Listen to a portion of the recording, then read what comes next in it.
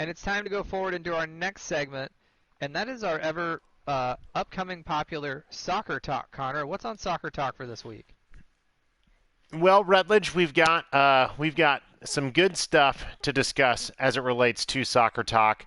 First off, want to hear some of your thoughts as your current home country played your previous home country for the winner of Group A in the CONCACAF Gold Cup as the United States defeated Canada 1-0 on Sunday night. Rutledge, break down some of the game for us. Give us some of your thoughts on Greg Berhalter and his side. I'd like to say that, I know they gave their all and everything, and Canada is not known for its international soccer premise, or even its national or its CONCACAF impact. We're okay. I know that we produce some good players. One of my favorite, of course, is Kyle Larin because of his time with Orlando City. I'd also like to take this time on behalf of Kyle Larin and say we do not drive on the left side of the road in Canada, despite what people think from his actions. But Well, I think it's because Kyle Larin might have had a couple too many spotted cows one night in Orlando to therefore then think he was driving on the correct light and give a shout out to my mom. My mom, Judy, if you're listening, she usually does. This is a shout out to you. We're going to test and see if you answer the show. If you did, what are we doing for dinner on Sunday? We live in the same town. So, little family pressure there, Connor. That's kind of intense. Gotta have it. But, yeah, so United States won their group against Canada, CONCACAF Gold Cup, which, in a quote major tournament, although this, the Gold Cup isn't, a major tournament like the Euros were or Copa America there in CONMEBOL, but definitely important to win. United States did not have their best lineup out there, and that's something we've seen for sure. Greg Berhalter left a lot of the European guys out and kind of looked at this roster as a chance to get, see which guys are going to step up and play better.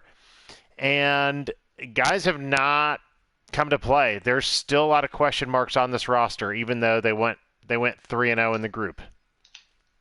So how do you feel about Shaq Moore's one? With all that being said, how do you feel about Shaq Moore putting up a goal in the first 20 seconds of the match? I actually listened to an interview of Shaq Moore on the football show with Charlie Stilitano. Fun fact about Charlie Stilitano, apparently he literally has the best Italian food in all of New Jersey. That is according to Sir Alex Ferguson. But, USA can sometimes come out with a good first play, if you will, in the soccer matches and then just kind of hang on from there. I think we saw United States circa 2010, which the United States circa 2021 is a lot better than that group, a Clint Dempsey type group. Shaq Moore has played a lot of quality games, being in La Liga, having that experience. And, he had an opportunity and, there's still some good guys on that roster. You would have liked to have seen another goal and maybe an offensive player scoring another goal as opposed to having to hang on for that victory. Yeah, to preserve and see that, and I bring him up because he was there earlier, Kyle Larin missed something and, it still feels like we try to turn the corner and we don't. Team USA, we want them to be good, and we're really rooting for them, but, there's still a bunch of question marks. So with World Cup coming up, not for a while, we're still in this, but we need to tighten it up, and hopefully in CONCACAF they can do better in the elimination stages.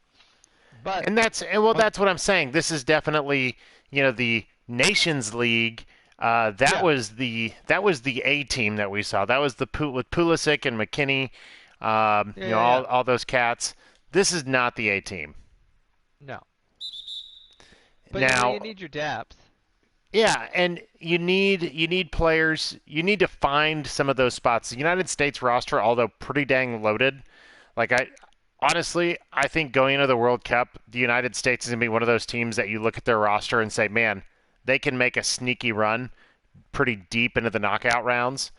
But they're still not a complete team with a complete roster. So They got to figure out that left back position, which is why I think it was fun to see Shaq Moore get his goal.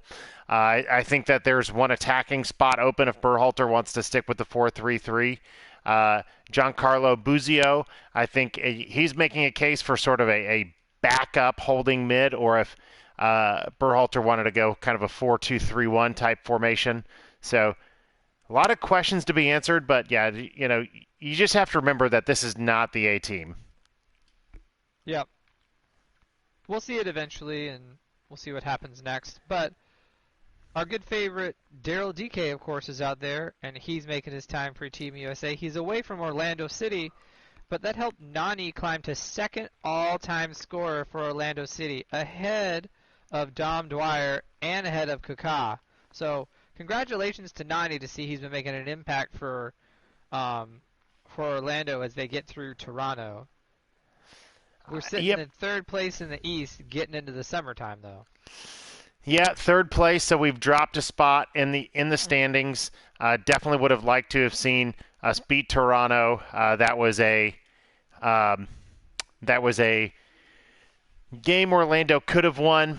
Some might have said should have won, but the defense is still, I think has some issues. It was good to see Moutinho back, but man, Antonio Carlos, who is definitely the rock of the defense, and some would say the rock of the team, he's being missed out there for sure. Yeah, this is where we get that same old team, and there's other, it's always a tough summertime in Orlando. Connor and I have been fans from this team for a very long time, and this is the part where you kind of hold your breath and hold on for dear luck. So we'll see how we do going into it. I'm telling you, my defense is made of cheese. 'Cause Swiss Milwaukee's cheese. just flying through it. The old Swiss cheese. Half 100 here with 6-minute quarters tonight. Let me ask you this, Rutledge. Even with the full-strength Orlando City, would you have Nani or DK taking the penalty? I would have Nani taking the penalty. Even though DK's doing, he's he can be suspect from the line sometimes. he can, but he's done so much for us that I don't want to go against him. Like, people wanted him when we first got him to become the captain like Kaká was and sort of put the team on his back. And he did it his own way, and he's really sort of coming into his brand with Orlando. So I like where he's going, and I trust him to take the penalty and carry us over to the top. First year Nani, when he used to take the Nani nap, which for those of you that don't know, he used to lay for penalties forever. Oh, did you see that go in?